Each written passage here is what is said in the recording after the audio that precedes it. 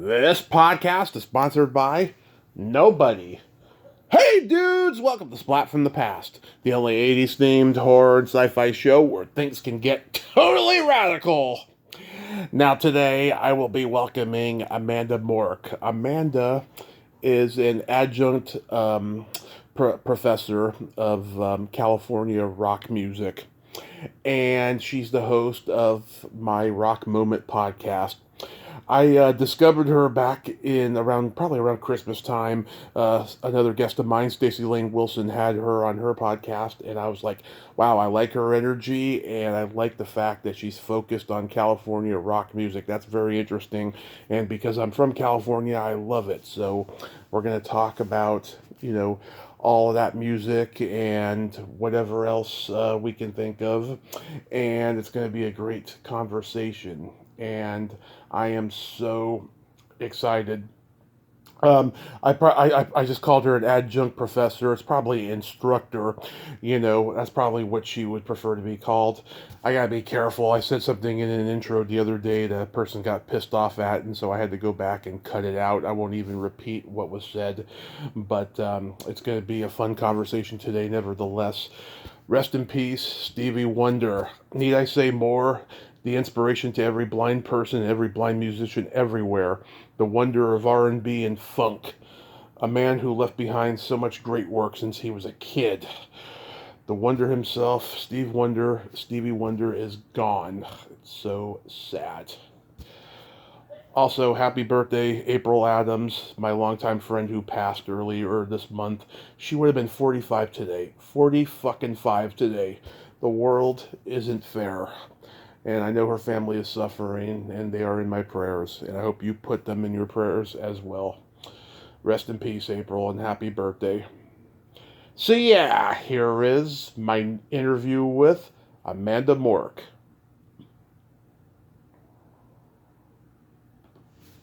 Hey, Amanda, welcome to the show. How are you today?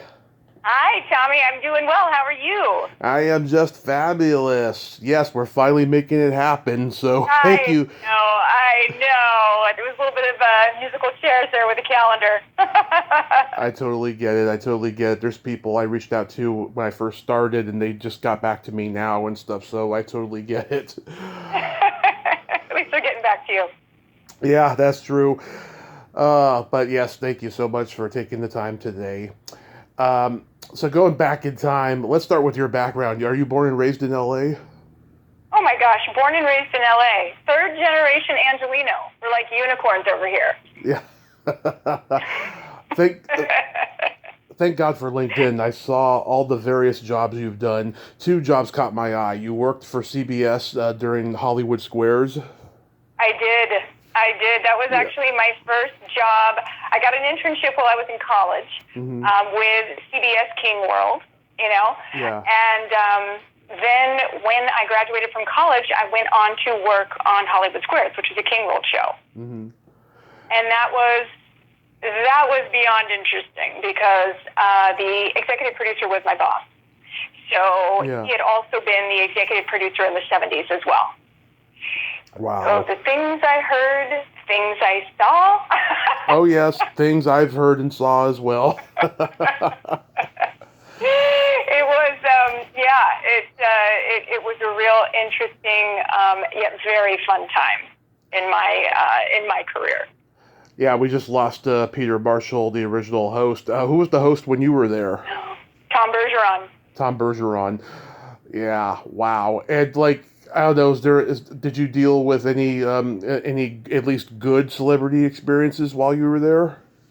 I stayed mostly behind the scenes, but everybody was really respectful and nice.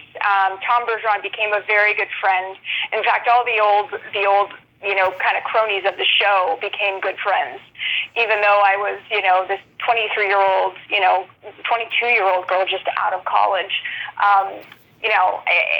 After the show, a bunch of the guys would get together and have drinks. So Tom and my boss and, people like Brad Garrett and Gilbert Gottfried, and they'd let me sit there. They'd forget I was there. They'd let me me sit there and hear their conversations, which were, always a blast. Oh, that's so awesome. I loved Gilbert. I'm so sad that he's dead, but I'm so glad he did like over 400 episodes of his podcast that I get to go back and listen to it and stuff. I would have had a great conversation with him talking about pop culture of the past. Oh, I'm sure. I never got to talk to him too much, but he was always really respectful. Not super loquacious, in person. He was a little quieter. Yeah, that's what I've heard about him. And then later you worked for Disney Consumer Products? Mm-hmm. I worked for Disney. I was a contract hire, and we worked on a special project. I don't know if I can say too much about it, though. I totally get it. Yeah. But it was awesome to be a producer and be over in Disney Consumer Products, because the things that you saw there. I mean, you were working with NASA scientists, and the things they were creating. There was a reason why a lot of the rooms had no windows. It was incredible.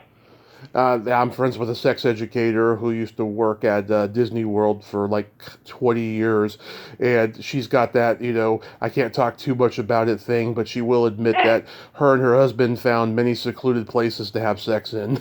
Oh my God. Yeah. Well, I guess that's all you really wanted to know anyway, right? Pretty much, yeah. But I am a Disney fanatic too, so I would have loved to have heard inside stuff, but it's all top secret, unfortunately. Yeah, it's a fun place to work, though. Yeah. So are you still and how do you pronounce it, adjunct instructor at Bradley University? Adjunct instructor? Yes, I am. I am an adjunct instructor of California rock history, 1964 to 1976. Wow. Very specific years, yes. Not arbitrary years. I mean, there's a reason those years were picked, and I'd be really impressed if you knew why we chose 1964 and 1976. Wow. I think it's awesome that pop culture is being taught at colleges, but the whole academia thing drives me crazy. I saw signs of it when I was in junior college when I was 19. I remember I was always correcting the teacher when he got shit wrong, and then finally him, along with all my other teachers, took me aside and said, "Don't come back next semester." Oh, jeez. All right. Hit taken. Yeah. It was crazy.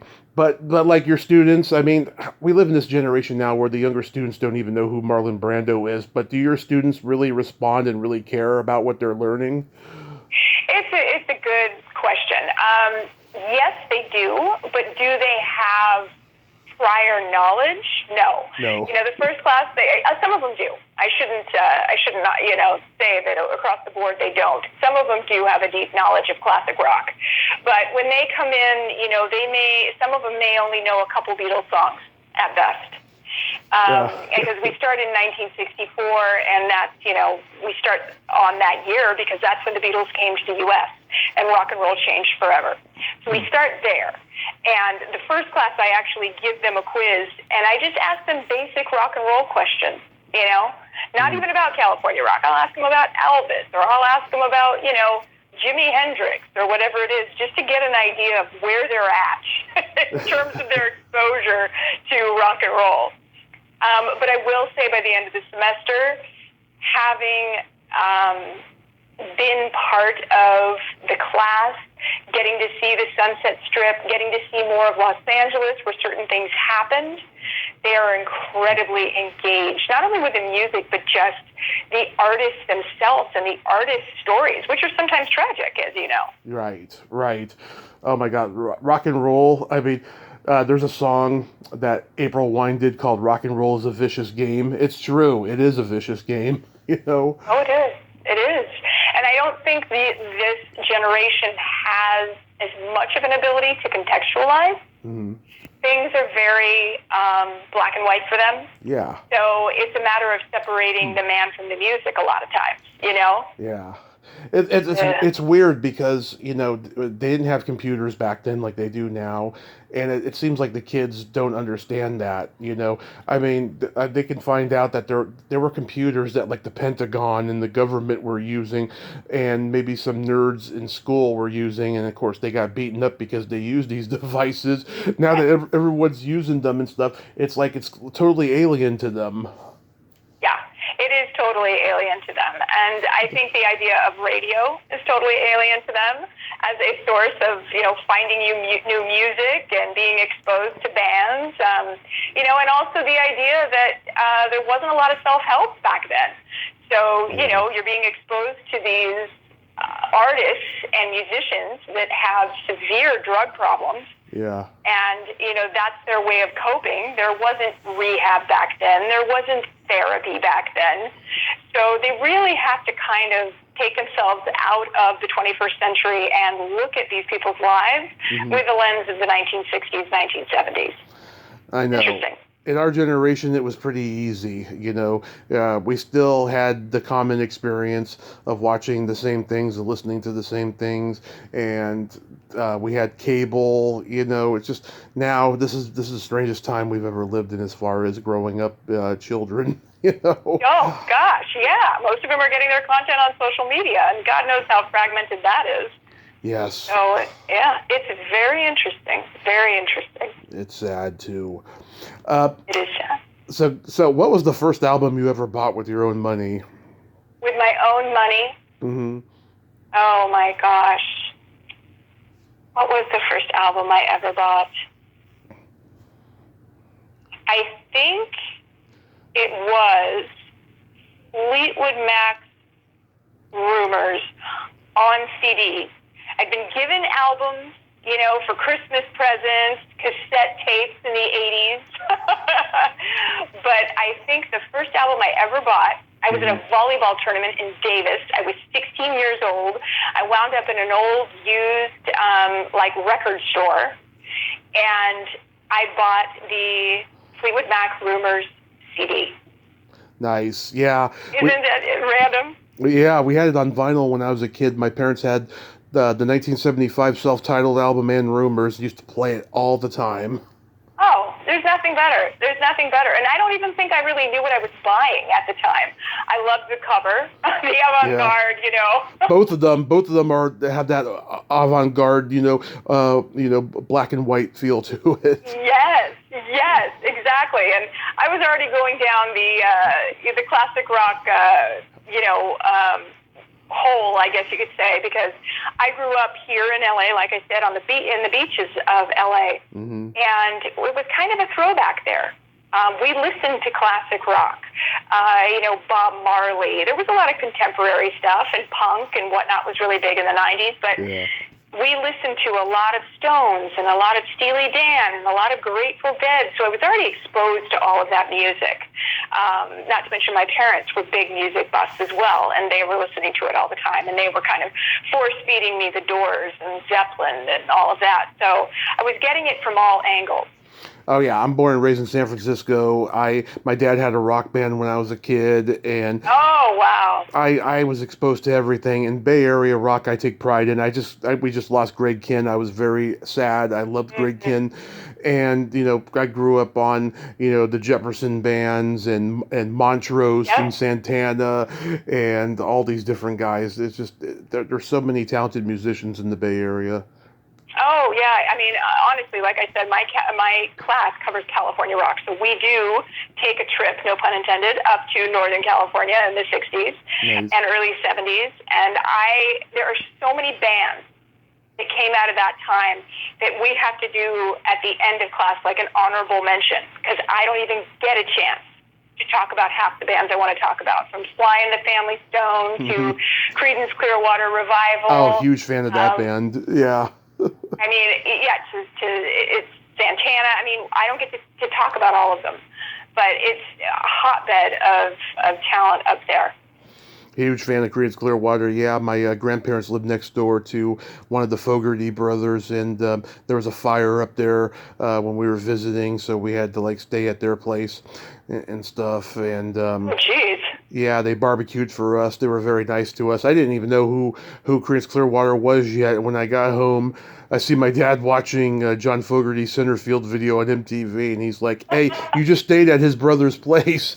Oh my gosh. Yeah, You never forgot that, huh? I never forgot that. No, I never forgot what happened afterwards, but I won't go into that story. I think you're going to have to. Okay, I saw my first nudie magazine right after that. Huh?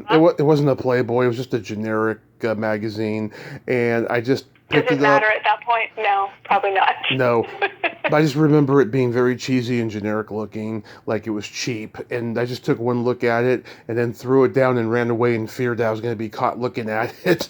It's a legitimate fear.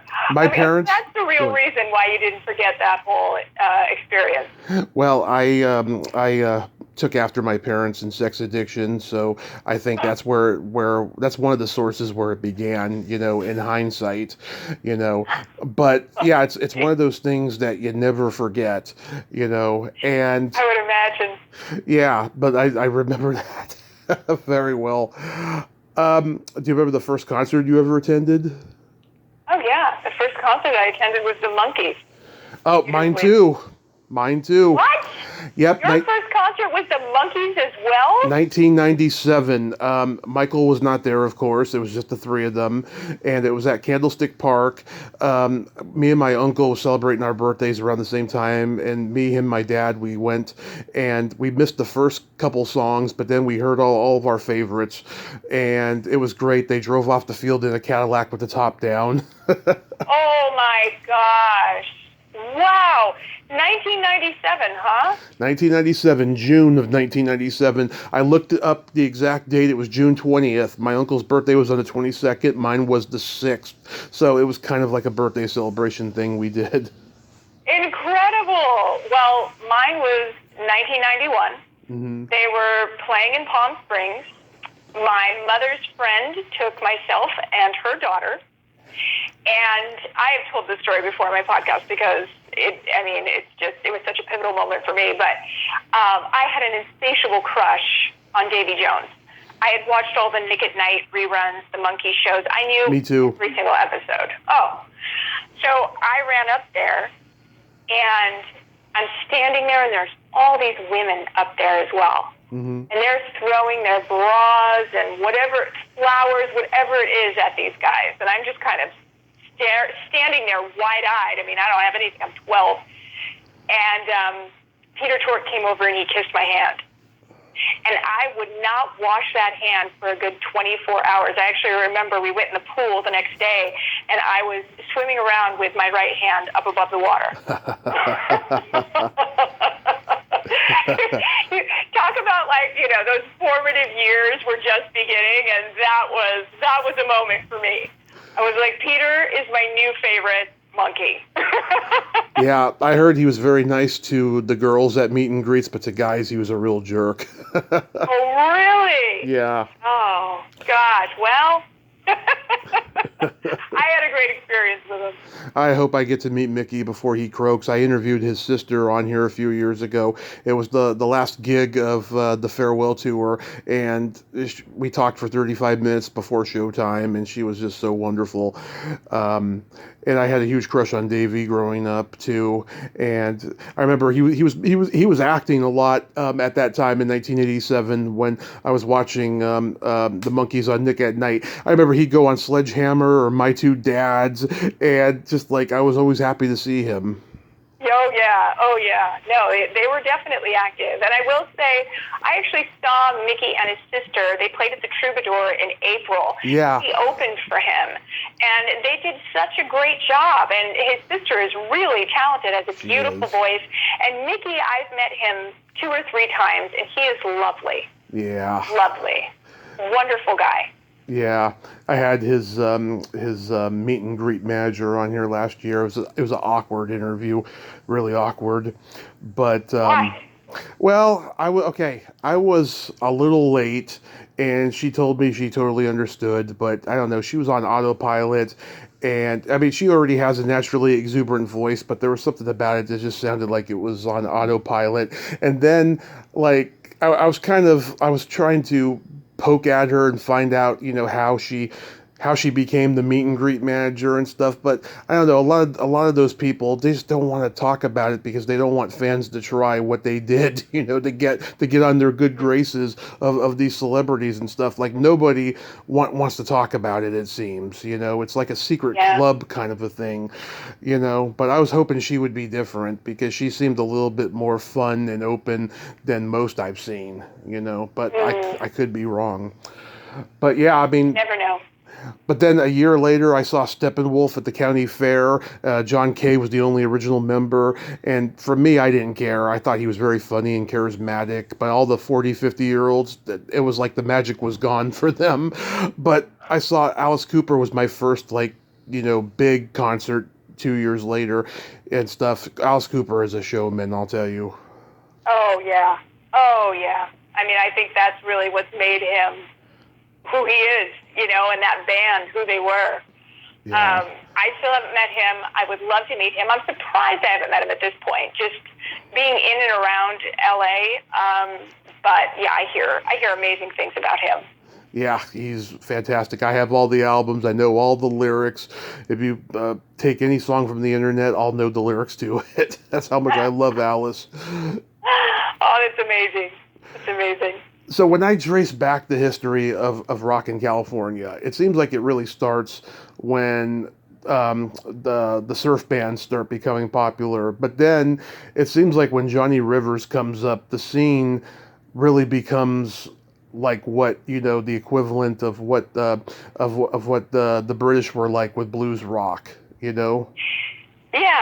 Yeah, it was a strange time. Surf rock dominated the airwaves, as you know, from 61 to 64. And you had so many different bands across the country emulating that sound. But, we had bands like the Beach Boys, obviously, and Jan and Dean, and Dick Dale and the Deltones, and all of that. And they were massive, massive acts. Mm-hmm. But what was happening on the East Coast, as you probably know, was that there was a real hot and heavy folk scene. Yeah. Greenwich Village folk scene, out Washington, D.C., really all through the Northeast. And when that started to die out, Right. which was, 63 or so, especially with the assassination of JFK, I don't know why that was a marker, but it was. And I think when people look back, they see it as a marker because so shortly after, the Beatles were on Ed Sullivan. And when the Beatles came on Ed Sullivan, they came on for 3 nights. And everybody watched Ed Sullivan. And instantly, overnight, rock and roll was revived. Right. It had died in the late 50s or so. But with the 3-night shows on Ed Sullivan, every kid that had never played an instrument, that was playing an instrument, that was part of a folk band, went electric. Rock was now back in. And not only that, LA, first of all, the Beatles label was Capitol Records in Los Angeles. So that was instantly cool. That gave LA some cachet, right? Yeah. Before, New York is where you wanted to be, Brill Building and all of that. But a lot of the labels started opening up offices out here. There were clubs and venues to play out at here. There were studios that, these new bands could record at. It was really hard to get studio time in New York. So it just kind of became this hey, everybody, let's head west type of thing. Mm-hmm. And there was this mass exodus from the East Coast to LA. And then at the same time, the Sunset Strip was coming about. So all these new clubs were popping up on the Sunset Strip. Yeah. And the one golden child of the Strip was the Whiskey A Go-Go. Yeah. And Johnny Rivers played the Whiskey A Go-Go's opening night. And he really became the sound of the Strip. He was. He pioneered the live album. He did 4 or 5 live albums at the Whiskey. I mean, that was unheard of, let alone from the same venue, to have live albums out. I know. And that was spearheaded by Lou Adler. I know. Oh my So, God! If you go listen to Lou Adler's most recent interview on WTF with Mark Maron, he tells the story about how him and Johnny Rivers cut ties. It is so trippy and funny, and it makes sense too. It's a great example as to how friendship is temporary in show business. oh yes, it's more about what can we do for each other, and when that Exactly. well has run dry, Yeah. friendship runs dry. Yeah. Oh my God. I was laughing the whole time. I'm thinking, when are they gonna get to Rivers? Because he made that place, and then the last 5 minutes is that story. They talk about it. Yeah, I know. And he did. He really made that place. And yeah, like I said, his voice became the sound of the Strip. I think once he petered out, that's when the Doors took over that place. Yeah, he started to peter out, and then there were other bands that were coming in, like, Frank Zappa's Mothers of Invention and things like Yep. that. They were playing the Whiskey. Meanwhile, you have all these other bands, because this is 65, so, you've got all these other bands playing all these other venues on the Strip. You've got the Byrds over at Ciro's, and, Kaleidoscope does a couple of weekends, and you've got the Sea Witch, and I mean, there were so many different venues for these bands essentially to cut their teeth on. Yeah.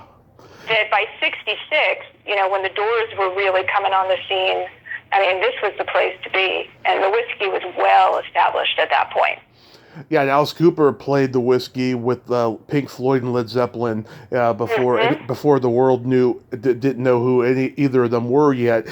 Pink Floyd, had success in England, with their early, stuff, which was psychedelic, but it had more of a pop thing to it, like the other bands at the time. But like nobody knew who these guys were yet, none of them. No. And it really broke them. But yeah, you're right about Zappa and also Arthur Lee in Love. Oh, yeah. Arthur Lee and Love, I mean, they were a quintessential LA band, and they had a real big following in this city. They played all the clubs, all the venues, very well known, and the Doors looked up to them. Yeah. Morrison all he wanted to do was hang out with Arthur Lee. I interviewed Brian McLean's sister, Maria McKee from Lone Justice.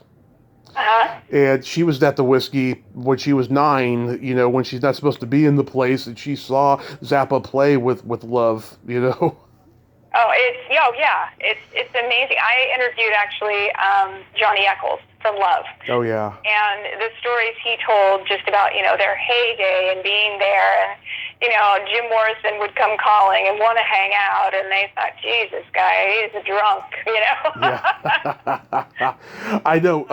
What's her name? Cindy Williams from Laverne Shirley. I almost interviewed her, but she passed before I could, sadly, but it almost happened. She was a waitress at the Whiskey, and her first customer was Jim Morrison, and she told the story in her book. She was part of a hazing, and Jim Morrison was the initiator of the haze. He wanted this specific kind of whiskey, and she kept telling him that they were all out, and then he kept pushing the issue and stuff. Pretty soon, she went to her manager, and she said, "I can't handle him." Pretty soon, the whole club was like, welcome, Cindy. It's her first night. Oh my gosh, trial by fire there for her. Yeah. Oh, God. And can you imagine dealing with Jim Morrison, too? I mean, it's already intimidating.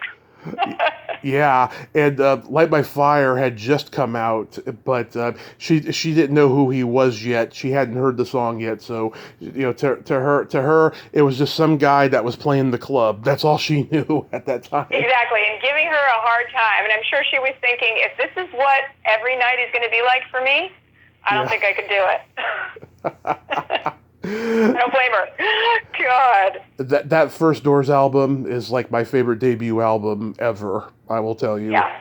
No, it is a fantastic album. And when they signed to Elektra Records, they had a whole arsenal of songs at that point, enough for 3 records. And they had the opportunity to really hone those songs by playing all the clubs, playing at the London Fog, playing at the Whiskey, playing wherever else.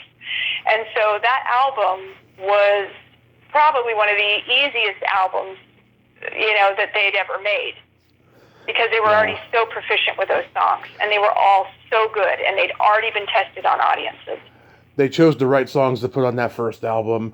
I mean, End of the Night is like my least favorite of all the songs, but the one that everyone criticizes, I Looked at You, I love it. It kind of reminds me of surf rock on the organ, Yeah, it has a real poppy feel to it. It would have been interesting to be part of those discussions as they were trying to figure out, you had Bruce Botnick and Paul Rothschild as the engineer and the producer, trying to figure out, okay, what do we want? What do we want to start with? What do we want to debut with? And they really did a great job.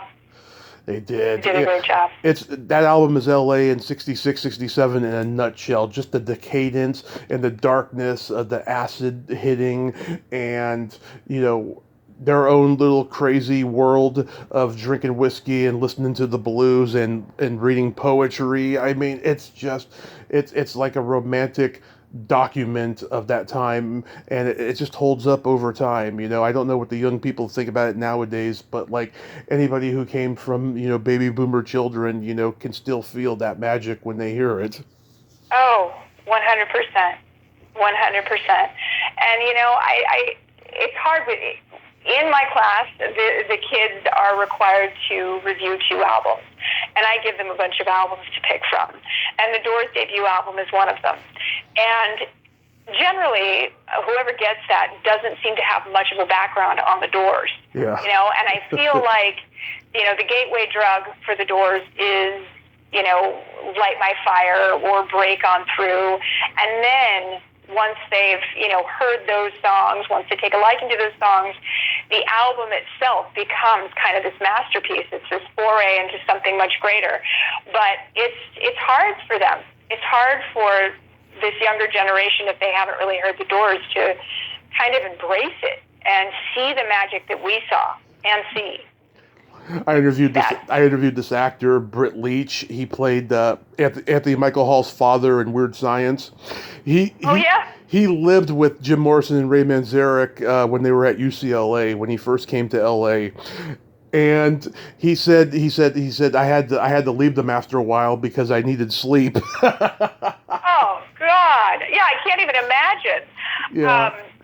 Season 5 for me debuts next week, and the first guy I have on is a guy named Skip Taylor, and he was the manager of Canned Heat, but he actually had started the rock division at William Morrison Agency in the mid-'60s. And his friend was Ray Manzarek and Jim Morrison's teacher at UCLA.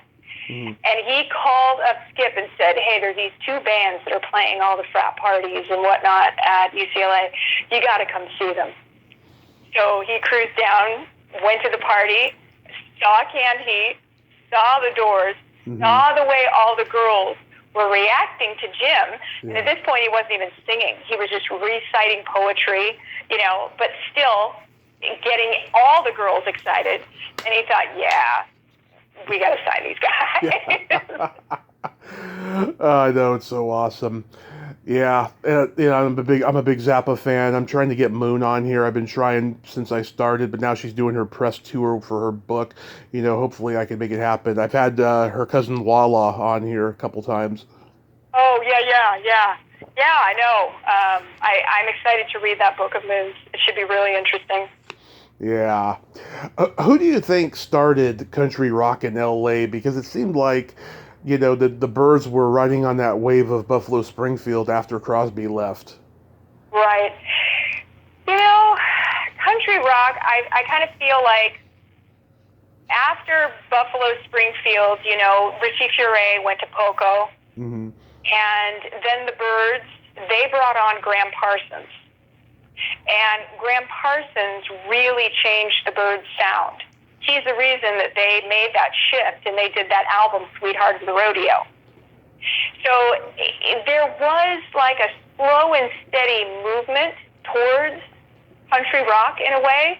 It was happening through Poco. It was happening with Graham Parsons, who was with the Byrds and then moved to the Flying Burrito Brothers. And he was influencing Keith Richards of the Stones as well. So I would say 68, 69 is when things started, that sound started to become more frequent and things started to shift a little bit.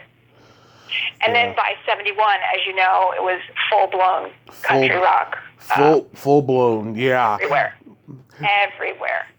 Yeah. Oh, and I mean, yeah, there's the Flying Burrito Brothers, but there's also the Nitty Gritty Dirt Band, which Jackson Browne started in. Yeah. Mm-hmm. And Poco, and there were guys from the Eagles in Poco, but they were never in Eagles at the same time, which is ironic. No, I know, it was really weird. So Richie Furay went to Poco, and then they got Randy Meisner, and then Randy Meisner leaves, and then they get Timothy Schmidt. Yep. And randomly, Randy Meisner joins the Eagles, and then he leaves, and then they end up getting Timothy Schmidt in the Eagles. It was like, again, it was just, everybody was kind of jumping in and out. But, when Richie Furay left Buffalo Springfield, they disbanded in 68 and went and started Poco, Glenn Frey came to, LA, came to Laurel Canyon, and somehow, heard about everything Poco was doing and where Richie Furay lived, and literally knocked on Richie Furay's door and just asked if he could sit and listen to the band rehearse. That's all he wanted to do. He was so ambitious. So I really do think it was Poco and Graham Parsons who, in terms of spearheading that country rock movement, that probably garnered the most popularity. Mm-hmm. Yeah. I got the Eagles, love from my dad. He had their greatest hits albums on vinyl when I was a kid. I'm trying to find out the origin of that picture in the back of the second greatest hits album where that boy is making an eagle shadow. It is such a striking image and so cool. I mean, it obviously is an animation. There was some trick done to it. I was like, I want to find out the origin of it. I can't find out anything on it. I wish I had some information for you on that, but I don't. When you find out the origins, let me know. I hope I do. It's got to come out sometime. Oh, no, I know, honestly. But the greatest hits is, best-selling album of all time in the U.S.? The first one is, one of the biggest selling albums of all time, like $25 million, or 25 million copies worldwide. Mm-hmm. Which is so random. Most people can't even believe that. And then they lost their spot when Michael Jackson came in with Thriller, but it was only when Michael Jackson had passed away.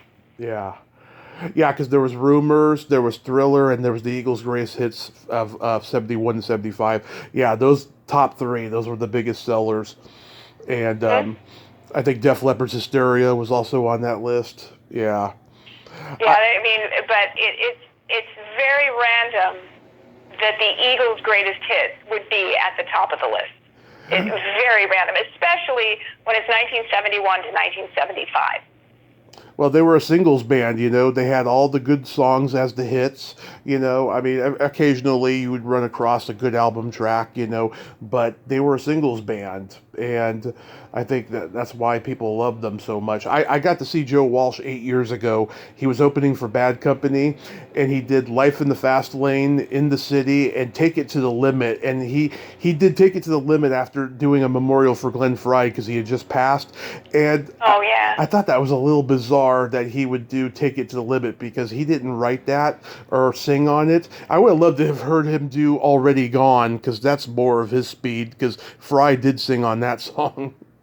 Yeah, Already Gone or Take It Easy or, those songs because that was quintessential Frey, even though even though Jackson Browne wrote most of that.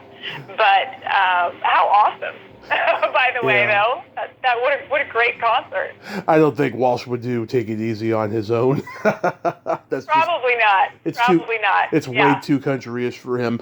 Already Gone is more rock and roll for him. Yeah, exactly. When I saw the Eagles play, this was before Glenn Frey passed. Mm-hmm. And they did a few numbers, just like they had done when they initially brought Walsh in the 70s, a few numbers from his previous band. Why am I blanking out on it right now? They did like Funk 49, and Walk Away. Walk Away, Midnight Man, The Bomber, Tend My Garden. Yeah. Yeah, but what was the band's name? Why am I blanking The out? James Gang. James Gang. Thank you very much. Oh my gosh. Already been a long day. Yeah, he's done a couple. He did a lot of James Gang hits. It was awesome. He's done a couple reunions with the James Gang, and he'll do Rocky Mountain Way for the encore. Oh yeah. Great song. Great song. It's a fabulous song. You know, he personally doesn't think so, but we all love it who love rock and roll. Yeah. So what do you think about the LA punk scene of the late 70s and early 80s? What do I think about the punk scene? You know, I mean, look, there was a lot of great stuff in there. Mm-hmm. I did love the Runaways, if you want to call them punk. I loved, you know, the Go-Go's when they were considered punk. The Germs. I did love that scene. I thought it was a very interesting time in LA's rock history. But I have to admit, I much prefer, you know, a lot of the classic rock itself. It was that weird in-between time, and LA became the place to be again. You know, you had all these punk bands coming from New York, coming here to play, all the glam bands as well, everybody from the New York Dolls all the way to Blondie, and everybody in between. They were coming to LA, they were staying here, they were playing here, they were playing the Sunset Strip circuit. I think it was a really exciting time in this, you know, in this city's music history. But I don't have as much of an affinity for that music. Yeah, I love the Go-Go's. Gina Shock has been on twice. She's like my favorite interview I've ever done. I do love the Go-Go's, yeah. The first interview I did with her is just so special to me. I mean, as a kid who spent hours and hours of listening to the Go-Go's and watching their videos, it was like a big accomplishment for me to get a Rock and Roll Hall of Famer like Gina Shock on here. It's oh, I bet. It's very special, and she's been very good to me, and her boyfriend / manager has been good to me and stuff. I just love it. And yeah, I mean, I've talked to a bunch of people from the punk scene at that time. Alice Bagg recently, she was fantastic. Pleasant Gayman is a friend. Oh yeah. Nicole Panther, Kip Brown, who's in a band called Shock, and he's Pamela DeBar's best friend. Yeah, I mean, that was also a special time because, you know, like all scenes in LA, everyone was equal. No one was really competitive until they made it, you know, and like everybody hung out. There was no internet. There was a real community, you know, and it's just like now there doesn't seem to be any, you know, community in organic music scenes. There isn't. And I think you're right. Those kids, you know, I think we're in the 60s, you know, they were banding together. They were very anti-Vietnam, early 70s. That was kind of, you know, they were all together around a common belief, right? Mm-hmm. And in the 70s, a little bit of that was lost. You know, the decadence of rock and roll really started to take hold. And then there was, you know, as other genres of music came in, glam rock, disco, this and that, there was almost this backlash. And that backlash was punk. And there were these really bright, vibrant golden years, like you said, from like 77 till about 81, especially on the Strip out here. And then all of a sudden, it really started to become about 80s hard rock and metal. Yeah. And eventually, you know, the glam metal scene. I love that as well. Oh my God. I love Motley Crue and Rat and Autograph and Keel and Great White. I mean, when 81 hit, you know, and Motley Crue came on the scene and all these other bands that were starting to emulate them or whoever they were emulating, I want to be fair, but they were all coming out on equal footing. They were young kids, very flamboyant, and it was a different sound. It was a different sound. It wasn't as angry, you know, as punk was. There was, you know, a little bit more, to me, theatrics to it. And it was a fun time. It was an amazing time. But that really sowed the seeds for all the bands that came after them, from Guns N' Roses to Poison and everybody in between. I just interviewed Mick Sweda from King Cobra and the Bullet Boys. One of the nicest, most intelligent guys from that hair metal scene that I've ever talked to, because I'll be honest, a lot of these guys are not the brightest bulb on the Christmas tree.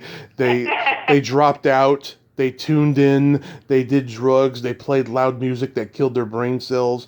Mick was very intelligent, very insightful. I've talked to EJ Curse from Silent Rage. Uh-huh. He's also very intelligent and insightful. Yeah. Yeah, I mean, look, there were a number of them, and I think they really wanted to paint a different. Like, did you ever see the documentary? And I'm sure you did. The Decline of Western Civilization. I've seen them all. You've seen them all, right? Yeah. So, I mean, the first one, I remember when I was watching them, I was horrified. I thought to myself, oh my gosh, if this was in the 80s and I had kids that were out on the Sunset Strip, and this is what they were being exposed to, or this is who they were, I would have just been beside myself. Holy shit! We truly are declining as a race. I said to Alice Bagg, I said to her, this is probably a Gina question, but why weren't the Go-Go's in the Decline of Western Civilization? And she said, I don't know, but I always thought they should have been. Yeah, I mean, it would have been great, but maybe they didn't want to be. Maybe it was the right move.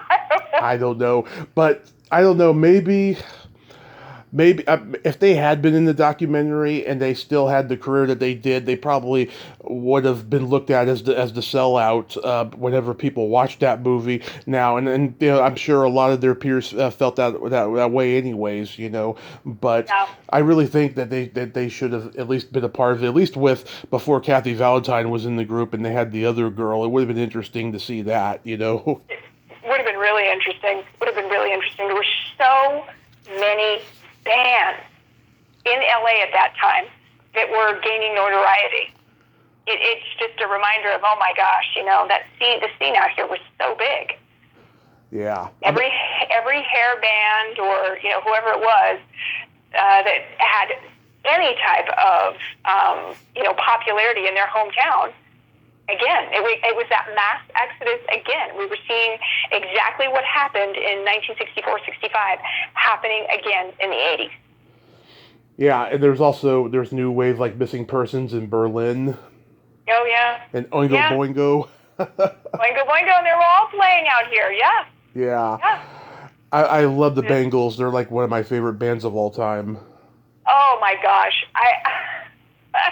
I have this vivid memory of being 5 years old, and I'm sitting in the cafeteria, and I think I'm in first grade, and you sit in the cafeteria, and there are those long tables, and you have your lunch that you just bought and everything, and all these young girls, I'm not kidding, I must have been 5 or 6, and we were talking about Walk Like an Egyptian and Eternal Flame. Oh. And I had no idea what any of the lyrics meant at that point, but I just knew, we all knew that the Bangles were the cool thing, right? That's what you had to be listening to. Walk Like an Egyptian? Come on. Yeah. I remember that video first premiered on MTV. I was 3, and I was just enthralled by Susanna's eyes, Same! Yeah. The minute you said the music video, that's exactly what came to mind. Her 1980s eye makeup. Yeah. Oh, my gosh. I was right there with you. She was beautiful. She is beautiful. Yeah, I interviewed the director of that video, who was a real curmudgeon, but I asked him about that. I said, did somebody say to you, get some shots of Susanna doing the eye sides and everything? And he said, no, we did multiple takes, and there was different camera angles of Susanna during that, and that was the one that we just knew there was something special about that image, that it was going to become iconic. Oh, and it was, and that's when MTV was everything. It was everything.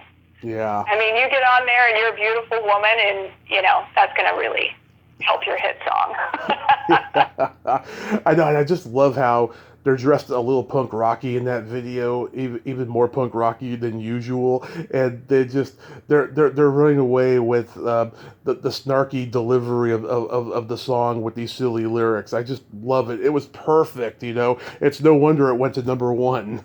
Oh yeah. But the things you could get away with in the 80s, I mean, still blow my mind. Yeah. You go back and listen to some of that music, and it's like. And look, you can say that about any genre, any decade, but particularly the 80s. I'm like, my God. Yeah. The most basic of lyrics, the most basic of music here, and they had a hit. but Yeah. fun time. It was a fun time. It was fun music. You know, it was really like, again, just as punk was rebelling against, you know, a lot of the genres that were coming out of the 70s, this, you know, cool country rock and, you know, disco and all of that. The 80s music was really rebelling against the darkness, the grittiness of punk, even though it was still very big in the 80s. But there was, you know, that 80s pop was, you know, the flip side. Yeah. The punk. Now, shortly before the pandemic, I had planned on going to the Whiskey or the Roxy on my next LA trip. I really should have done that in the 3 years prior to the pandemic. I only got to go to the Rainbow, and I love their fucking pizza. It's so good. Oh, yes. It's notorious. Yeah. I mean, yeah. The Rainbow, you still go in there and you still see, I mean, the sightings there are still on the regular, which is awesome in terms of the rockers that come in. And they'll come in at odd times, you know, Monday night at 9 o'clock or whatever it is, but that clientele is still there, which is nice. The Roxy's always been mythic to me because Pee Wee Herman did his stage show there, and Sam Kinison taped his first HBO special there. I had them both on the same tape when I was a kid. I still have the tape, but Sam's special is taped over, unfortunately, but I still got the Pee Wee one on there. And it's just, you know, that place is just history. It's magic, you know. I hope I do get to go there and go to the Whiskey. I just hope, you know, with everything fucking closing down over there, I hope, you know, they'll stay a little longer. They will. They're historic landmarks. So I don't see the Whiskey, the Rainbow, or the Roxy going anywhere. Yeah, and they're going to be around. My friend wanted to go to the Viper Room last time we were in LA, and sadly it's gone now. I don't know if you remember Olivia Barash. She was on Little House on the Prairie. She was a child actress. She's been working on a documentary about the Viper Room for a decade now, and when I talked to her in 2020, you know, she still had a long way to go, she said, but I hope she got to get footage of it, you know, like the last day or two that it was open, because, you know, it was the end of an era. Yeah, it's still there, you know, and they are going to be tearing down that entire block, which is really too bad. Yeah. It's not just the Viper Room. I mean, it's just the history that resided on that block. You know, it was the Melody Room in the 50s, and, you know, as you may know, Los Angeles had, you know, a very big gangster history. Mickey Cohen, in particular, was probably one of the most notorious gangsters, and behind him, Bugsy Siegel, who started Vegas. But the Melody Room was where, you know, he and his guys would hang out. And down below, there's a room down below the club. That's where, you know, he had his own, I believe, private gambling ring. There's a lot of ghosts there.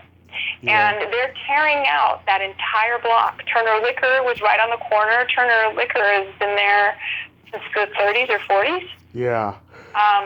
It's just too bad. It's really too bad. There was a liquor store on Sunset for years. I don't know if it's still there. It was called Pink Dot.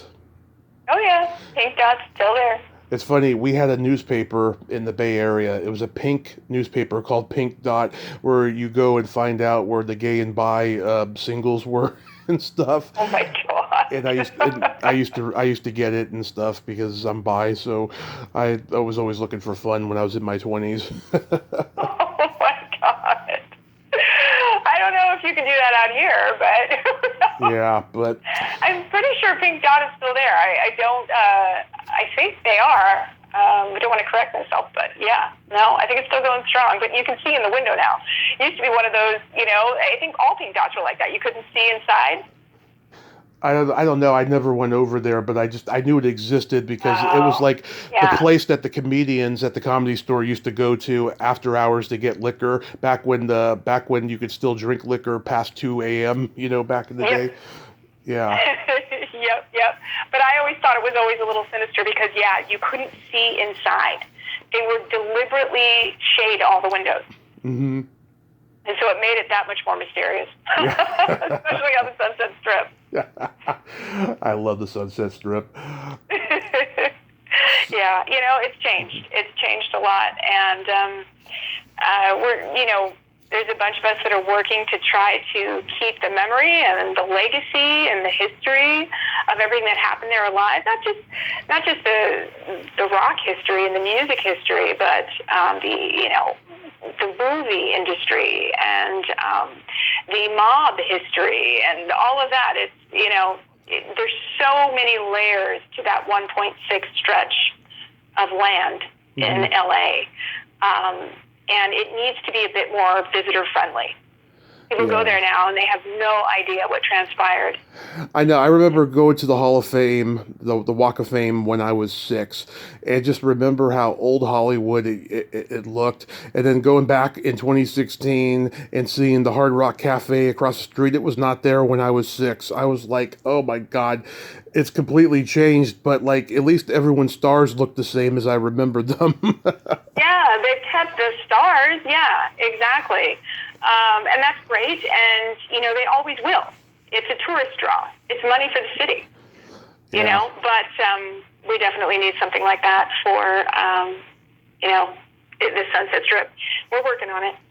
Yeah. I think Pamela Des Barres needs a star on the Walk of Fame. I think she does too. I interviewed her. She's a fantastic woman. She's another icon that I'm proud of. One of my favorite interviews ever, and I'm gonna see if she wants to come back on when that Tom Petty book comes out at Christmas time. And oh yeah, I just absolutely love her. Yeah, so let's talk about my rock moment, because you have a new season coming. I noticed you hadn't done some new content in a while. Yeah, I had to take a break. It wasn't planned, but I'm excited to be back now. And season 5, the guests I have lined up are quintessential, true 60s and 70s California rock. Yes. For those that don't know the podcast, essentially, I interview managers, musicians, photographers, groupies, just a gamut of characters that were involved in the rock scene in California in the 60s and 70s. And we go outside the lines at times, too, I have a whole host of guests who, we're affiliated with the Stones, or we talk about Zeppelin, or whatever it is. But for the most part, my podcast focuses on California rock in the 60s and 70s. And I love hearing these people's stories, these guys' stories that were actually there. And a lot of these stories become myth, and being able to sit down with some of them and then set the record straight and say, no, this is really what happened, is just incredible to me. And, my whole My Rock Moment thing is, what was the moment that made you decide you wanted to pick up a guitar? What was the moment that made you decide you wanted to pick up a camera and start shooting, your friends that became these big rock stars? What were the moments that changed, the course of your life from a rock perspective? So we talk about all of that. It's just a fun podcast, and it's a way for me to geek out, essentially. Yeah. Yeah, I enjoy it. You've had like May Pang on. I tried to get her. I tried to get her last year. She was being a little difficult. Henry Diltz. I really want to talk to him. Stacy's friend Debbie Kruger, who wrote a book about Australian rock and roll. She tried to connect me with him, and she said he's very slow at responding to emails, but keep trying. So hopefully I'll get him. You had Richie Fury that you mentioned before from Buffalo Springfield. Richie Fury on from Buffalo Springfield and Poco. Yeah, he was one of the nicest interviews I've ever had. Pamela Des Barres I had on. Johnny Echoes of Love. I'm trying to think of, there were so many favorites. Who's on your bucket list that you want? Who's on my bucket list? I would love to get Mickey Dolenz. Yep. I would God. I have so many on my bucket list, and the minute you ask me, I'd love to get Michelle Phillips from the Mamas and Papas. Me too. If you ever do, please connect her with me. I would love to talk with her. Yeah. I don't know if she's doing any interviews, but, it would be amazing to talk to her. I would have loved to have talked to Lou Adler, but I think, he's done with his interview days. Yeah. But yeah, I would have loved to have had David Crosby on. Yeah, Michelle Phillips did a 2-hour interview on Gilbert Gottfried's podcast maybe a year or two before he passed, and oh my God, she was throwing people under the bus and making Gilbert and his sidekick laugh. Oh my God, she told a story about she was making a movie with Leslie Caron. Leslie Caron and her husband were swingers, and they invited her to like join the fun, and she was like, no, I actually have a friend in town who would be down to do that, and then she connected her friend with them, and then Leslie Caron did not talk to her for the rest of the movie because her husband ran off with her. Oh my gosh! Yes. What a story! I gotta look up what that. Phillips is no holds barred. I love that about her. I gotta look up what that movie was too. I'd like to see it now because I want to laugh at the tension between them if there's any tension on screen. Now that you know the backstory. Yeah. Awful. That's too funny. She'd be great. As far as bucket list guests for music, I would love the lead singer of Romeo Void. Oh God, how you pronounce her name? I forget, but I haven't been able to get in touch with her. But I've seen her on a few podcasts, and she looks like she'd be fun. I would love to get someone from Berlin on.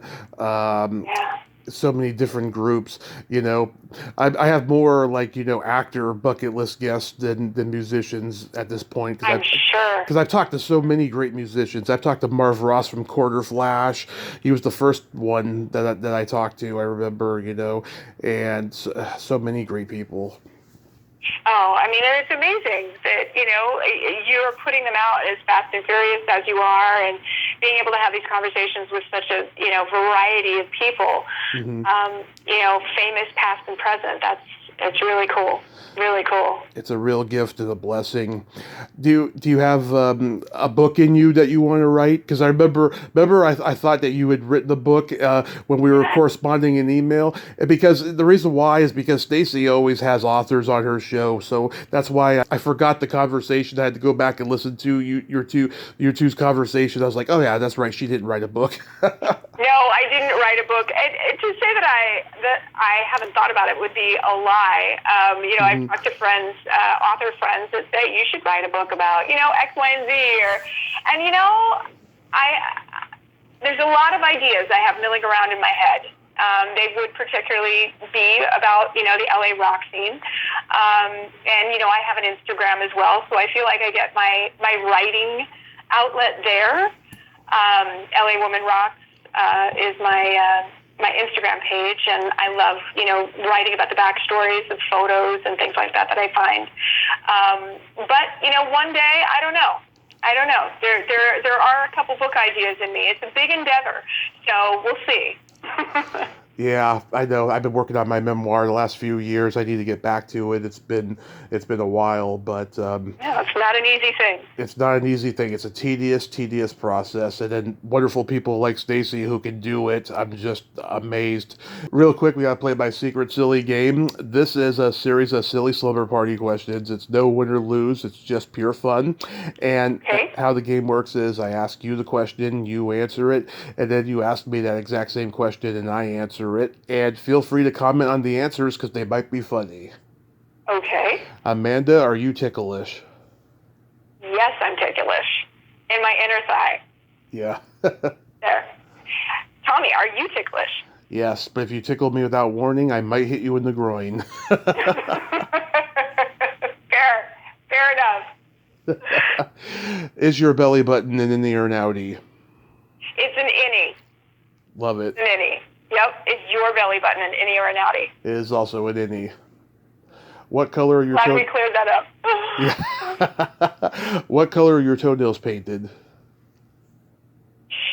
My toenails are bright pink at the moment.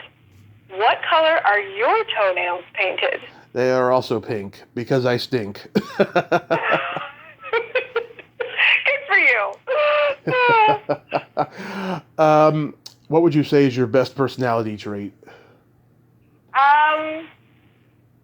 I would say I'm friendly and disarming. You are, very. Easy to talk to, yeah. And what about you? What is your best personality trait? Being that I'm a Gemini, I have empathy and I have no filter. names when you pair them together. Yes. If you could have anything named after you, what would it be? I could have anything named after me. Yeah. A street in West Hollywood. Oh, yes, that would be great. Morck Street, Morck Avenue. Morck Street. Yep, exactly. All right, what about you? If you could have anything named after you, what would it be? A vibrator. Got to know you so well this past hour. I'm very open. Yeah, I make no qualms about who I am. Empathy and no filters. 100% true. I would call it the Tommy Chatsy.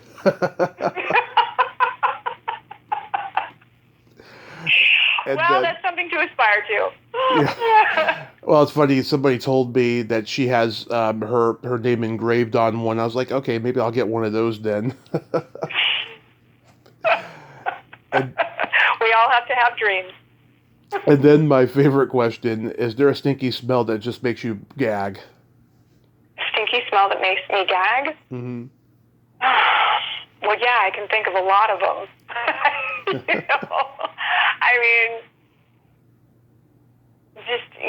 I mean, hey, the obvious, right? Yeah. Somebody breaks wind, don't want to be anywhere near them or have anything to do with them. What about you? Stinky smell that you can't handle? Farts or feet? Yep, same. I think we're all on the same page there. People who have kids tell me they're used to it. They get used to it after a while. Farts and feet. No, never get used to it. Amanda, thank you so much for coming on today. You are just so awesome. Oh, so are you. This was a lot of fun. Thank you for having me. Absolutely. And yeah, I'm looking forward to the new season. And, if you ever want help connecting people, just let me know. And be safe out there and keep on rocking and rolling. I will, Tommy. Let's stay in touch. You take care. Yes, stay in touch. Take care. Bye. Bye-bye. Well, there you have it. Amanda Morck. Ain't she a sweetheart? Oh my God, I just love her energy. I love that she was just game for anything. I just loved talking with her, and it was a great conversation. Go check out my Rock Moment podcast. The new season is coming. I'm looking forward to it. I can't wait to see who she's got new coming on in the future. Well, until next time, this is Tommy Throwback Kovac saying there's no shame in living in the past, because the present sucks. Later, dudes.